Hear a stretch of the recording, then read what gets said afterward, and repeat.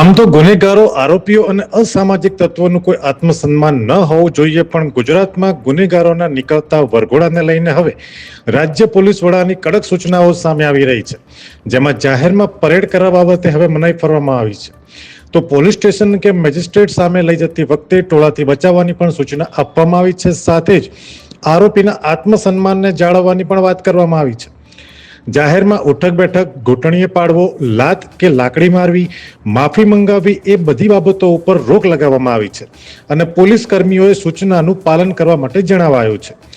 લોકોમાં ડર ઓછો કરવા પોલીસ કાર્યવાહી કરે છે, ત્યારે આ સૂચનાઓ આવતા હવે ભવિષ્યમાં ગુનેગારોનો ડર ઓછો થશે કે નહીં એ જોવાનું રહ્યું.